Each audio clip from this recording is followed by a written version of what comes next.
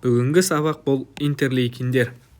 Біз енді цитокиндердің жеке-жеке топтарына тоқталамыз. Солардың біріншісі бұл интерлейкиндер. Алдын ала ескертіп қояйын, бұл сабақ кішкене ұзаққа созылуы мүмкін. Сол үшін жақсылап жайғасып алуларыңызды сұраймын. Енді біз бүгін интерлейкиндердің 1-ден 12-ге дейінгі әр қайсысына жеке-жеке тоқталамыз. Олардың биологиялық әсері қалай өндіріледі және олар не істейді организмде. Осы сұрақтарға толық жауап беретін боламыз. Біріншісі бұл интерлейкин 1, ең бастамасы 1-ден бастаймыз және 12-ге дейін толық апаратын боламыз. Біріншісі енді интерлейкин бұл, бұның негізгі атқаратын қызметі тимоциттердің көбеюін қоздыруға қабілетті фактор болып табылады. Организмде жалпы тимоциттердің түзілуін, олардың қызметін арттыратын фактор болып табылады. Енді бұл бізде интерлейкин 1 2 топтан тұрады. Интерлейкин 1 альфа және бетта.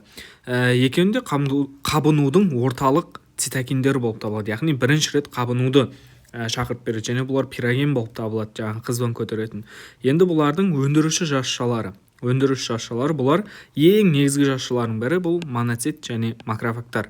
Бұлар бұл цитокиндерді қашан өндіріп бастайды? Олар бактериямен қосылған кезде барып осы интерлейкин 1-ді өндіріп бастайды. Одан бөлек өндіруші жасушаларына Б лимфоциттер, дендрит жасушалар, лангерганс жасушалары, глиалды жасушалар жаңа мидағы, одан бөлек фибробластта және Т лимфоциттердің клондары осы интерлейкин 1-ді өндіреді. Енді бұл интерлейкин 1-ді ынталандырушы, яғни интерлейкин 1-дің түзілуіне әсер ететін кейбір жағдайлар бар, қоздырғыштар, яғни факторлары бар. Олар мысалы жасуша қабырғасының компоненттері. Олар бізде липополисахаридтер, мурамил пептидтер, пептидогликандар. Жаңа айтқан жасуша қабырғасының компоненті деген мынау айтылып отырғанның барлығы бұл бактерия жасушасының қабырғасы. Біз айттық қой, міне бактериямен қосылған кезде барып интерлейкин 1-ді өндіреді дедік. Енді ол өндіру үшін сол бактерияның кейбір компоненттері қажет болады. Міне одан бөлек фагоцитозды қоздырушылар, кремний бөліктері, зимазан, латекс. Біз айттық, макрофагтар интерлейкин 1-ді бөледі деп. Енді макрофагтардың белсенуі бұл фагоцитоз үдерісімен бізге көрініс беріп отырады. Одан бөлек иммундық жүйенің компоненттері, аллергендер, гетероантигендер, иммундық кешендер, бұлардың барлығы сол интерлейкин 1-дің түзілуіне әсер етеді. Одан бөлек бізде кейбір цитокиндер, интерлейкин 1-дің өзінің өндірісіне әсер етеді. Одан бөлек 2-6 ісік некрозды фактор, интерферондар және колония стимулирующий факторлар интерлейкин 1 түзілуіне әсер етеді. Одан бөлек химиялық құрамалар, фарболдық эфирлер, полимиксин Б, сапонин дейтін бізде химиялық құрамалар бар, жаңа түзілістер бар. Олар да бізде интерлейкин 1-ді өндіруін арттырады. Одан бөлек бізде физикалық және биологиялық бөліктер бар әсер ететін. Ультрафиолет сәулесі, пластиктер, амилоид Б, тромбин, лейкотриендер, бұлар бізде барлығы бағанағы айтқандай интерлейкин 1-дің өндірісін арттырады. Одан бөлек интерлейкин 1-дің ингибиторлары бар. Енді бұл үнемі бөлініп тұра бермейді, бұл белгілі бір кезеңнен кейін тежелу керек. Соны тежейтін заттар бізде простагландиндер Е2 және ГКС бізде кортизолдар, яғни глюкокортикостероидтар.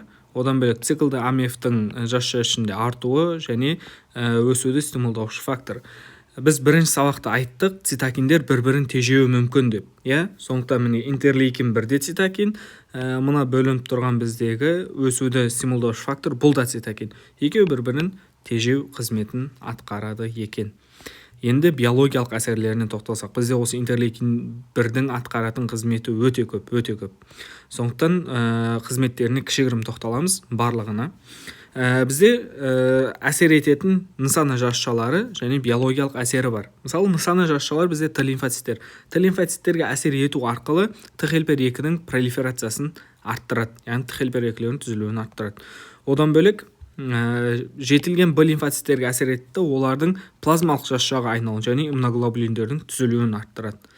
Тағы сол бастауыш Б лимфоциттерге әсер ету арқылы иммуноглобулин М-нің жетілуін және оның экспрессиясын арттырып отырады. Бізде жаңа айтқандай Т лимфоцитқа әсер етеді Т хелпер 2-ні, Б лимфоцитқа әсер етсе плазмалдық жасуша мен иммуноглобулин өндіруін арттырады, Б лимфоциттерге әсер етті иммуноглобулин М-нің түзілуін арттырады екен.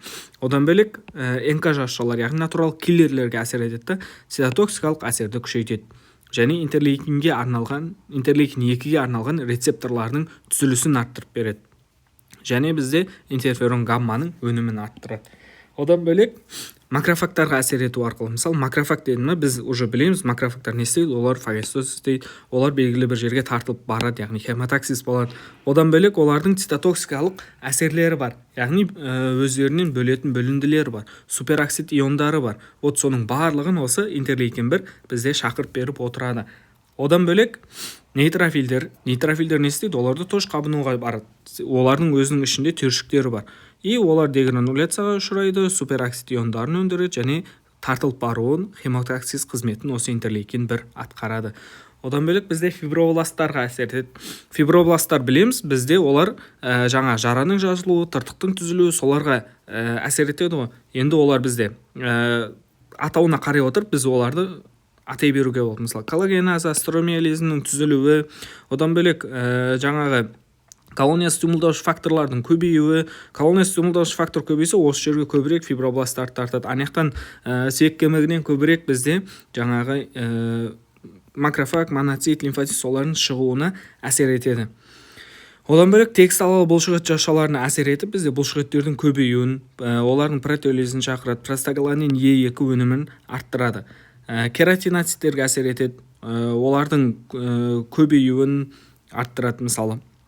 Одан бөлек эндотелиалды жасушаларға әсер етіп, оларды қоздырады және бетке эндотелиалдық антигендік экспрессиясын өзгертеді. Мысалы ТНФ, ісік некроздаушы фактор өнімін және адгезия молекулаларының экспрессиясын күшейтеді. Бұның барлығы жаңағы жасушалық иммунитеттің күшеюіне алып келеді. Остеокласттарға әсер етеді, сүйек резорбциясына себеп болады, яғни сүйектердің ыдырауына әсер етеді. Одан кейін хондроциттер, мысалы шеміршектің бұзылуына әсер етеді. Бізде осы интерлейкин 1-дер.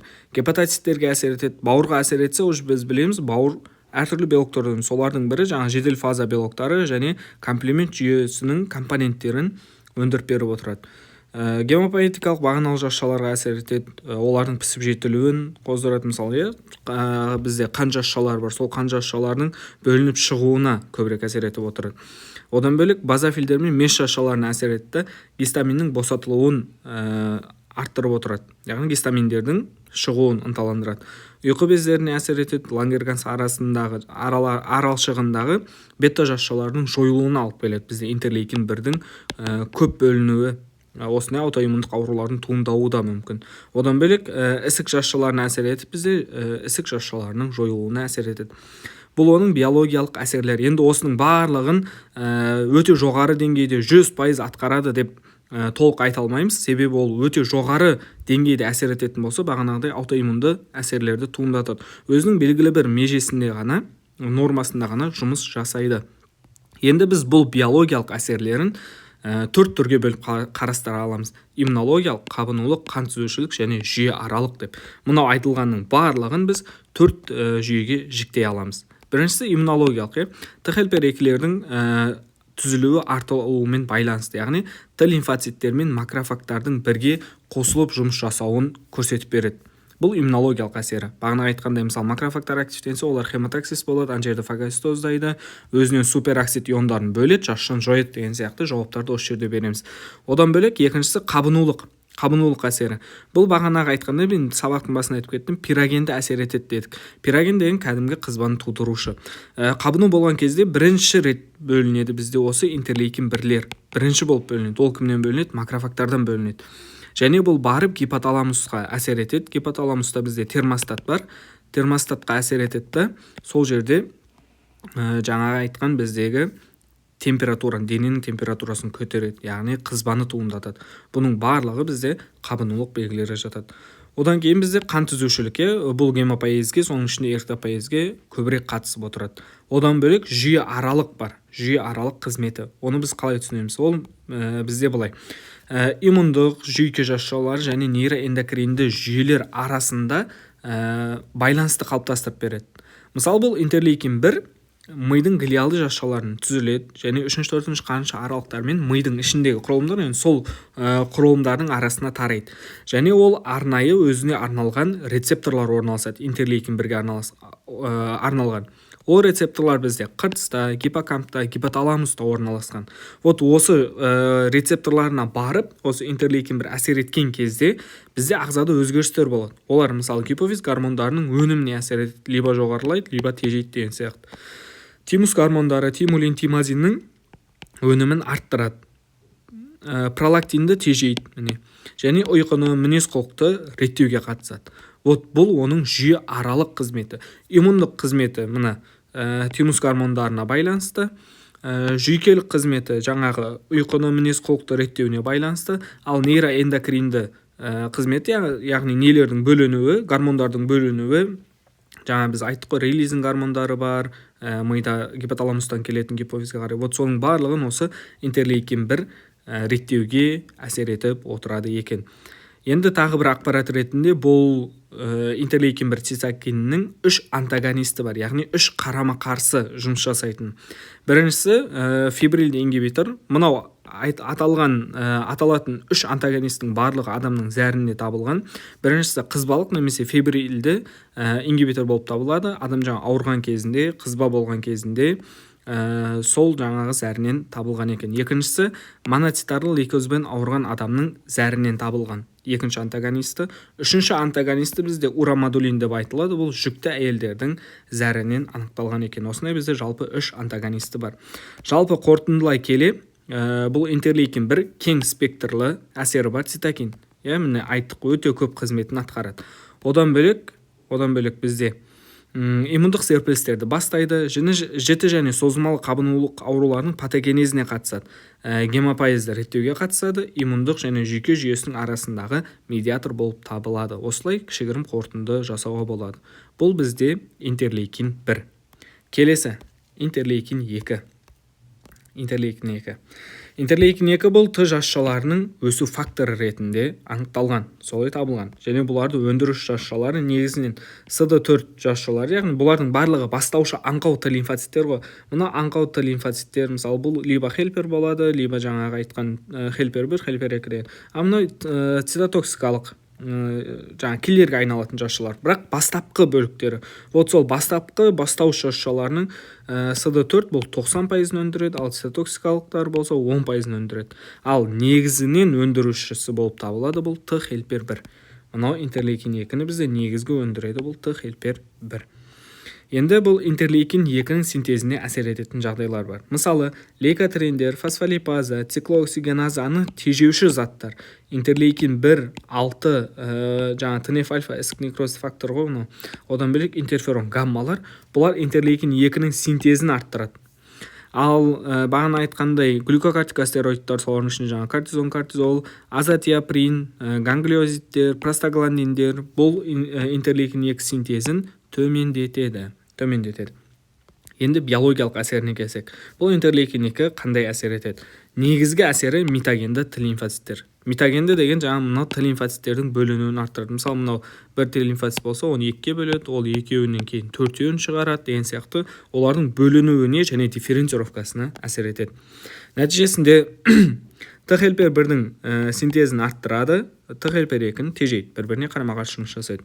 Т киллерлердің пісіп жетілуіне әсер етеді. Одан бөлек Б лимфоциттердің өсу факторы ретінде әсер етеді. Яғни Б лимфоциттерді өсіреді, олардың жаңағы дифференцировкасына қатысады. Сонымен қатар бұл интерлейкин 2 интерферон гамма және интерлейкин 5-пен қосылу нәтижесінде Б лимфоциттерге әсер етеді. Бізде иммуноглобулин М, А және иммуноглобулин G-ді. Сол G-дің ішінде бірінші және үшінші подкластарын түзуге қатысады екен. Одан бөлек бізде НК жасушалары, яғни цитотоксикалық әсерін күшейтеді. Натурал киллерлердің цитотоксикалық әсерін күшейтеді. Бұның әсері күшейетін болса, онда бізде ісікке қарсы иммунитет бізде қалыптасады, яғни ісіктерге қарсы атака шабуыл ұйымдастырылады. Одан бөлек бізде гемопоэзге қатысады. Бұл интерлейкин 2 гемопоэздің экстрамедулярлы ошақтарының түзілуін қамтамасыз етеді, яғни қан түзілуге қатысып отырады екен. Алдыңғы сабақтарда да айттық, цитокиндер бір-бірінің жұмысын күшейтеді, бір-біріне байланысты әсер етеді деген сияқты. Сондықтан мынау аталған қызмет, мысалы интерлейкинде аталған қызмет интерлейкин 6-да да кездесуі мүмкін, немесе ол 8-де кездесуі мүмкін, 3-те кездесіп қалуы мүмкін. Бұл бір цитокиннің жаңағыдай көп бағытты әсер етуін көрсетеді. Сондықтан алдағы уақыттарда екеуі ұқсас болып жатқан жағдайларда андай күмән туындамас үшін осындай бір кішігірім ақпарат қосып отырмын. Енді интерлейкин 3 келесі бізде Т жасушаларының пісіп жетілуіне қатысатын фактор. Одан бөлек гемопоэзді бастапқы сатыларын қоздырады, бастапқы сатыларына әсер етеді. Вот оның негізгі қызметі осы гемопоэзға әсер ету. Өндіріс жасушалар негізінен Т хелпер 1 және Т хелпер 2. Одан бөлек Б лимфоциттер, меш жасушалары, миелоид жасушалар, сүйек кемігінің стромалық жасушалары осы интерлейкин 3-ті өндіретін болып келеді. Одан бөлек нысаны жасушалар. Нысаны жасушалары полипатентті қан түзудің бастапқы жасушалар. Бастапқы бағаналы жасушаларға осы интерлейкин 3 әсер етеді. Біз оларды нысаны жасушалар дейміз. Енді биологиялық әсері. Бұны білеміз, бағана айтқандай, тек қан түзуге қатысады, сондықтан барлығы сол сүйек кемігі деңгейінде болады. Бағаналы жасушаларды қолдайды бірінші, олардың бөлінуін, түзілуін деген сияқты. Сүйек кемігінде макрофагтардың түзілуін арттырады. Сүйек кемігіндегі макрофагтардың түзілуін арттырады. Одан бөлек тимусқа әсер етеді, жаңағы Т лимфоциттердің жетілуін арттырады. Бүкіл жаңағы жасушалардың түзілуі жетілуін қолдайды, арттырады. Одан бөлек эзонофилдердің түзілуін арттырады, нәтижесінде бізде аллергиялық реакцияларға қатысады. Эзонофилдер білеміз, бізде аллергиялық реакцияларды туындататын негізгі жасушалар болып табылады. Одан бөлек натурал киллерлерді тежейді және апоптозды тежейді. Апоптозды тежеуінің нәтижесі не үшін апоптозды тежейді? Себебі бізде бастапқы тұрған бағаналы жасушалар олар толық өндірілу керек және бізде олар әртүрлі түрлерге жіктелуі керек. Сол кездегі апоптозды тежеу арқылы олардың бөлінуін арттыра түседі. Келесі цитокин бізде интерлейкин 4. Интерлейкин бұл Б лимфоциттердің белсену факторы ретінде бейнеленген. Б лимфоциттерді, негізгісі Б лимфоциттерді белсендіреді. Өндіріс жасушалары Т хелпер 2. Одан бөлек меш жасушалары, базофилдер және Т хелпер 0, нөлдік деңгейдегі бастапқы CD4 дейтін осы аз мөлшерде өндіреді. Енді оның биологиялық әсері. Біріншіден Т лимфоциттердің көбеюін арттырады. Т лимфоциттердің көбеюін. Бағанағы аңқау хелперлерді Т хелпер 2-ге айналдырады және оның көбеюін болдырады, яғни көбеюіне әсер етеді. Одан бөлек Б лимфоциттеріне әсер етеді, иммуноглобулин Е-ні және иммуноглобулин G-дің 2-ші, 4-ші подкласын түзеді. Бізде интерлейкин 2 иммуноглобулин G-дің 1-ші және 3-ші подкласын түзген болатын. Ал бұл бізде 2-ші және 4-ші подкласын түзеді. Иммуноглобулин Е-ні түзуіне байланысты ол аллергияға толық қатысып отырады, яғни атопиялық түрін қалыптасады. Оны біз аллергия тақырыбында әлі толық ашатын боламыз. Иммунологиялық, әсерлері қабынуға қарсы әсері. Мысалы, қабынуды тежейді. Ол макрофагтарды тежейді. Интерлейкин 1-ді, ТНФ альфаны, интерферон, интерлейкин 6-ның өнімін азайтады. Бұл деген қабынуға қарсы жұмыс жасайтын цитокиндердің бірі болып табылады. Одан бөлек ісікке қарсы күшті белсенділігі бар. Бірақ ол жергілікті ісіктерге қарсы күшті белсенділігі бар. Оны былай түсіндіреміз. Осы иммуноглобулин Е бөлінген кезінде ол барып бізде эзонофилдердің сыртына орналасады. Мынау бізде эзонофил болса, оның сыртына келіп иммуноглобулин Е бізде орналасады. Иммуноглобулин Е орналасқаннан кейін мынаның ішінде дегрануляциясын шақырады.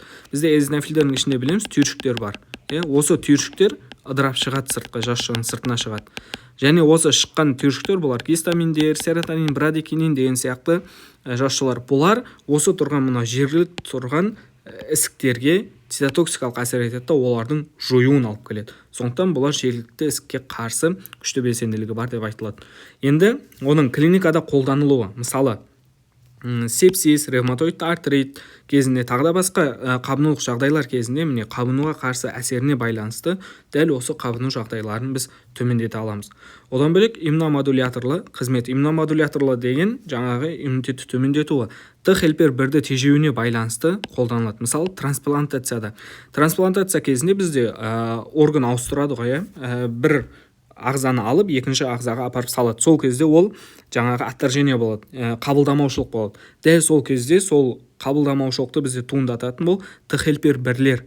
Оларға қарсы бірден жасушалық иммунитетті іске қосып жібереді. Вот соны болдырмау үшін Т хелпер 1-ді тежеу мақсатында бізде клиникада қолданады екен. Одан бөлек жаңағы айтқандай жергілікті ісіктерге қарсы иммунитет ретінде қолданылады. Келесі интерлейкин 5. Интерлейкин 5 ТХЛ-1 2-мен өндіріледі, негізгі өндірушісі. Және нысана жасушалары бұлар бізде Б лимфоциттер және эозинофилдер. Бұлар көбінесе осы лимфоцитті жүйеге әсер ететін интерлейкиндер болып табылады. Интерлейкиндер. Енді Б лимфоциттерге әсер етуі барысында интерлейкин 5 оларды плазмоциттерге айналдырады. Және бізде иммуноглобулин А-ның секрециясын арттырып отырады. Если иммуноглобулин А бізде артатын болса, біз бұның екі түрін білеміз. Шырышты қабаттарды қорғайтын бізде түзіледі. Шырышты қабаттарды қорғайтын сарысулық және сөлдік деп бөлінеді. Бізде сөлдік бұл шырышты қабаттарды қорғайды, сарысулық ол плазмада жүріп, қан жаңағы сұйықтықтарға бөліну арқылы сол жерлерді қорғайды. Негізгісі осы, бізде шырышты қабаттарды жергілікті қорғанысын арттырады. Одан бөлек эозинофилдерге әсер етеді дедік. Эозинофилдердің пісіп жетілуіне әсер етеді. Және гельминттерге қарсы олардың личинкаларын жояды. Алдыңғы өтілген сабақтарда біз эозинофилдердің осы личинкаларды қалай жоятынын айтып өтіп кеткен болатынбыз. Енді одан бөлек эозинофилдерді белсендіреді, фагоцитозды активтейді, ісік жасушаларының өсуіне қарсы жұмыс жасайды. Және оттегінің жаңағы супероксид анион радикалдарының өнімін арттырады. Фагоцитоздың қызметі бар еді. Фагоцитоз қызметі бізде екі жолмен жүреді. Біріншісі ферменттермен, фагоцитоз екі жолмен жүреді. Біріншісі ферменттермен. Екіншісі міне осы айтылған жаңағы оттектің активті формаларымен. Осының барлығын осы түзуге қатысады бізде интерлейкин 5. Келесі интерлейкин 6. Қақ ортасына келдік. Интерлейкин 6. Интерлейкин 6 бұл бізде Б лимфоциттердің плазмалық жасушаларға айналуына әсер ететін фактор. Бірақ осы соңғы фазаларына әсер етеді. Мысалы, интерлейкин 5 бұл бастапқы фазаларына әсер етеді. Б лимфоциттер плазмоциттерге айналдырып беріп отырса, бұл интерлейкин 6 бұл соңғы фазаларына әсер етеді. Оны өндіруші жасушалар бізде моноциттер, макрофагтар, лимфоцит, фибробласт, гепатоцит, кератиноцит, эндотелиалды жасушалар, мезоангелик жасушалар, қан түзу жасушалар және әртекті ісік жасушалары бізде интерлейкин 6 түзеді. Бұл түзетін жасушалар өте көп. Осыған байланысты бұның организмде атқаратын қызметі де өте көп болып табылады. Бұл қабынудағы негізгі цитокиндердің бірі, жаңағы пирогендік әсер етеді миға барып, одан бөлек сол жердегі жергілікті жасушалардың өсуіне, гибридомалардың, меланомалардың түзілуіне әсер етіп отырады. Нысана жасушалары әртүрлі дәнекертіндік элементтер, қан жасушалары және иммундық нейроэндокриндік жасушалар, бауыр жасушалары. Осыған қарай біз олардың биологиялық әсеріне толық қарастыруға болады. Дәл осы нысана жасушаларына байланысты. Биологиялық әсері, негізгі биологиялық әсері бұл қабынуға және туа біткен иммунитеттің басталуына және қан түзуге қатысады. Мысалы, қабынуға қалай қатысады? Қабынуға бұл жедел қабынуды тоқтатады және оны созылмалыға өткізіп береді. Созылмалы қабынуға айналуына осы интерлейкин 6 әсер етеді. Одан бөлек вирустарға қарсы әсер етеді, оларды жоюға әсер етеді. Ал Б лимфоциттерге әсер ету арқылы, бағана айтқандай, плазмоциттердің өтуінің соңғы сатысына бізде қатысып отырады. Т келлерлерінің жетілуін арттырады. Интерлейкин 3 колония стимулдаушы факторларды, мысалы, мынау грануляцитарлы макрофагалды колония стимулдаушы факторларға кофактор ретінде көмектеседі. Оларға жәрдемші түрінде әсер етеді. Бұл бізде оның қан түзу процесіне қатысуын көрсетеді. Одан бөлек интерлейкин 6 бұл клиникада таралған миелома, капоши саркомасы, постменструациядан болған остеопороз, ревматоидты артриттердің патогенезінде негізгі орынды алады және сол патогенездерге қатысып отырады. Бұл бізде интерлейкин 6. Келесі интерлейкин 7. Интерлейкин 7. Т жасушаларының өсу факторы ретінде антигенге тәуелді Т лимфоциттердің пайда болуын арттырып беріп отырады. Мұның негізгі қызметі осы. Т лимфоциттердің пайда болуын арттырады. Өндіруші жасушалары сүйек кемігінің стромалық жасушалары, тимус жасушалары, көк бауырдың, бүйректің жасушалары және макрофагтар арқылы өндіріледі. Бізде осы интерлейкин 7. Интерлейкин 7-ның негізгі қызметі бұл лимфопоэтин, яғни лимфалық жасушалардың, лимфоциттердің түзілуін арттырып беріп отырады. Нәтижесінде қызметте дәл соған сәйкес Б лимфоциттердің түзілуін арттырады, Т лимфоциттердің бастауыш жасушаларының көбеюін арттырады және BCL2 апоптоз ингибиторын күшейтеді. Вот бізде осындай мына жер кішкене түсініксіз болуы мүмкін. Бұл мынау бастауыш шашалар түзіледі бізде т-лимфоциттер. Бастауыш шашалар түзілгенде олар көп түзіледі және олардың кейбір бөліктері апоптозға ұшырайды. Вот бізде апоптозға ұшырататын BCL-BAX деген гендер бар. Оны біз молекулярный биологияда өттік.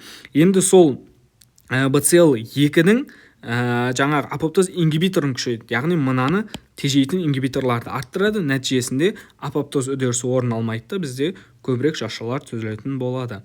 Лимфоциттердің дамуында ерекше орынға ие болып табылады бұл интерлейкин 7. Енді мынандай қызық жағдай бар. Егер интерлейкин 2 жойылса не болады деген. Бұл тимус шашалары жойылады. Себебі бізде тимус шашаларының түзілуіне әсер етеді және ол жерде шашалардың әсіресе т-лимфоциттердің көбеюіне әсер ететін осы интерлейкин 7 болатын. Одан бөлек лимфопенияны шақырады. Лимфопения деген бұл жаңағы лимфоциттердің қандағы азайып кетуі және әртүрлі иммун тапшылықты аурулар орын алады екен. Бұл бізде интерлейкин 7-нің қызметі. Келесі интерлейкин 8. Осы кезге дейін айтып бердік. Интерлейкин 8-дер бұлар организмдағы хемотаксис шақырады деп. Сондықтан бұлар хемокиндердің туыстығына жатады. Және қабыну ошағына хемотаксистік қызмет атқарады. Бұл қызметінің барлығы соның айналасында болады. Өндіріс шашалары макрофаг моноциттер, фибробласттар, гепатоциттер, т-лимфоциттер, нейтрофилдер, глиобласттар, астроцитома және НК шашаларымен өндіріледі. Белсендірілуі интерлейкин 8-ді белсендіріледі бізде. Фитогемоглютин, липополисахаридтер, интерлейкин 1 альфа, бета, ТНФ альфа, интерлейкин 3, интерферон гамма, вирус, бактериялар. Вот біз білеміз жаңағы мынау тұрған заттың барлығы бұлар қабынуды шақырады. Бастапқы бактерия түсті организмға, оның бөлінетін жаңағы липополисахаридтер бар және осыған қарсы бізде интерлейкин 1 бөлінеді. Бұның барлығы қабыну басталады. Мысалы міне мынау бір жасшы, мына жерде қабыну басталды. Оның қасында қан тамыр өткен. Енді мына қан тамырдан осы жерге қарай бізде тартылу керек, шашалар келу керек, хемотаксис болу керек. Вот осын бізде интерлейкин 8 өз қызметіне алады. Яғни шашаларды шақырады, маяк қызметін атқарады, немесе навигатор, біздегі организмнің төгесі деп айтуға болады. Бұл интерлейкин 8-ді. Биологиялық әсері. Интерлейкин 8 хемоаттрактант және активатор ретінде нейтрофилдерге әсер етеді. Негізгі әсер етуі бұл нейтрофилдерді бері қарай шақыру. Қызметі хемотаксис, пішінін өзгерту, цитозилда кальцийдің концентрациясын жоғарылату. Бізде мынау қантамыр қабырғасы болса, қантамырының өткізгіштігі артты, бірақ мынау жасшы кері қарай шығу керек. Дәл осы жасшы шығу барысында мына жерге бірінші қабырғаға жиналады, патофизиологияны өткенбіз. Осы жерге жиналады да, кейін барып қабырғаның сыртына өтеді. Осы өту кезінде олар өзінің пішінін өзгертеді. Сол пішінін өзгертуге бізде осы интерлейкин 8 қатысады. Одан бөлек цитозолда кальцийдің концентрациясын артырады. Кальцийдің концентрациясын артуы бұл жасушалардың ішіндегі жаңағы актин филаменттердің әсерлесуі нәтижесінде олардың жалған аяқтары түзіліп, жасушаның сыртына шығып, олар қозғалу қызметін атқарады. Одан бөлек адгезияны жоғарылатады және лизосомалық ферменттердің бөлінуін арттырады екен. Одан бөлек қабыну ошағына т-лимфоциттер және базофилдердің хемотаксисін шақырады. Т-лимфоциттер және базофилдер шақырады. Және мес шашалары және базофилдердің жаңағы дегрануляциясын шақырады. Дегрануляциясы деген бұл олардың жаңағы жасушалар ыдырайды, ішіндегі түйіршіктер сыртқа бөлініп шығады. Нәтижесінде жаңа гистамин, серотонин, брадикининдер шығады. Олар қантамыр қабырғасын өткізгіштігін арттырады, қабынуды әрі қарай үдетіп отырады. Және бұлар нейтрофилдерді арнаулы түрде шақырады. Негізгі шақырушысы бұл нейтрофилдерге, бағана басында да айттық, нейтрофилдерге әсер етеді деп. Бұл бізде интерлейкин 8 болатын. Келесі интерлейкин 9. Интерлейкин 9 бұл меш шашалары және Т хелперлердің өсу факторы болып келеді. Меш шашалы және Т хелперлерді өсіретін фактор. Негізгі өндіріш шашасы бұл Т хелпер 2. Биологиялық әсеріне келетін болсақ, иммуноглобулин Е-ні және G-дің синтезіне қатысады. Иммуноглобулин Е десек болды, ол бізде яғна атопиялық аллергиялық реакцияларға қатысады. Одан бөлек меш шашаларының пролиферациясын арттырады. Бұл бізде қабынулық үдеріске қатысуын көрсетеді. Және эритропоэзге әсер етеді. Қан түзуге әсер етеді, соның ішінде бізде эритропоэзге ерекше әсер етеді. Одан бөлек мынандай бір қызық ақпарат бар. Интерлейкин 9-дардың экспрессиясын, яғни олардың түзілуінің ақауы т жасушалық онкогенезді қоздыра алады деген болжам бар. Яғни т жасушалық жаңа ісік ауруларын, олардың бірі бізде Ходжкин аурулары. Сол Ходжкин ауруы кезінде бізде осы интерлейкин 9-дың мРНК экспрессиясы көрінген. Келесі бізде интерлейкин 10. Бұл бізде тежеуші ингибитор қызметін атқаратын, қабынуға қарсы қызмет атқаратын интерлейкиндердің бірі. Солардың бірі міне Т хелпер 1-дің ингибиторы және бұл қабынуға қарсы цитокин. Өндіріс жасушасы Т хелпер 2 негізгі өндіріс жасушасы. Одан бөлек Б лимфоциттер, моноцит, макрофагтар және Т киллерлер бұл жаңағы интерлейкин 10-ды өндіріп беріп отырады. Биологиялық әсеріне келетін болсақ, Т хелпер 1-дің ингибиторы нәтижесінде Т хелпер 1 тежелетін болса, онда интерлейкин 2 және оның мына Т хелпер 1-мен өндірілетін интерлейкин 2 және интерферон гамманы да толық тежейді.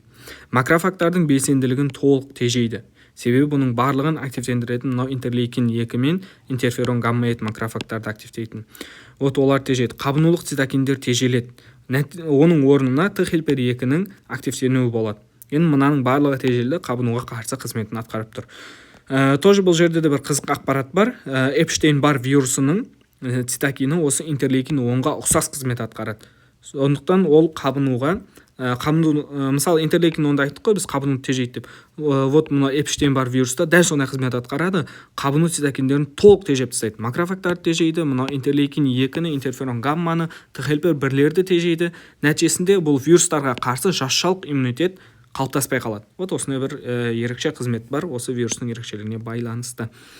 Одан бөлек біз мұны айттық, Т хелпер 2-ні түзілуін арттырады. Дәл осы Т хелпер 2-ге байланысты бұлар гуморальды жүйені дамытады. Яғни Б лимфоциттердің көбеюін арттырады және оларды апоптоздан қорғайды, және иммуноглобулин М және ол А синтезін арттырады. Иммуноглобулин М және иммуноглобулин А-ның синтезін арттыратын болып келеді. Бұл бізде интерлейкин 10. Соңғы екеуі қалды, интерлейкин 11 және 12.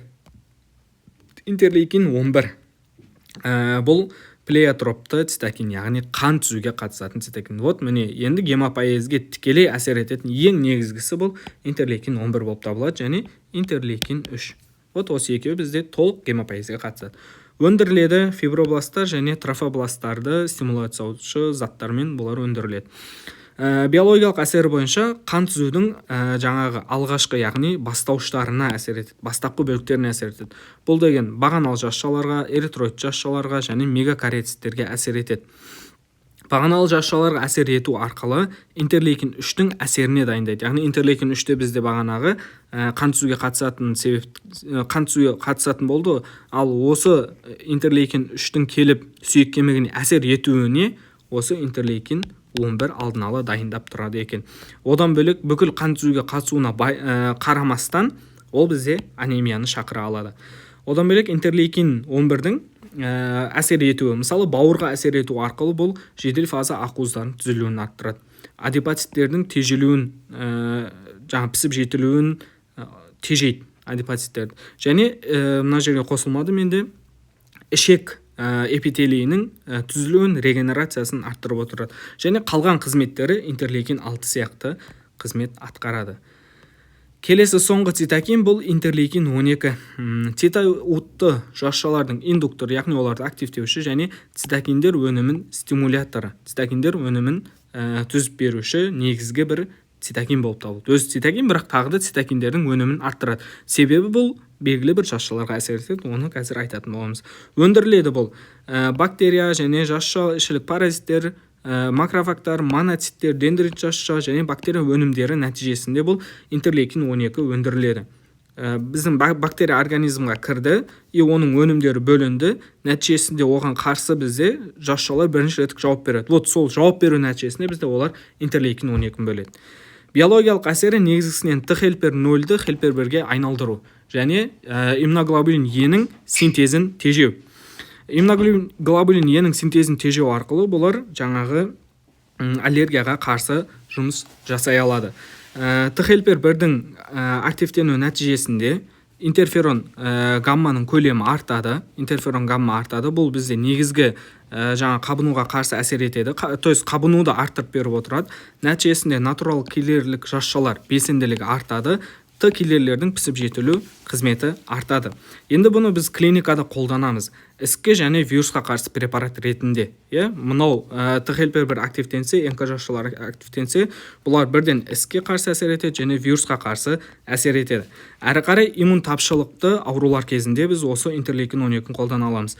Одан бөлек бізде жасушалық иммунды жүйені бастайтын адювант ретінде, яғни жасушалық иммундық жүйені күшейтіп беруші қызметін атқарады.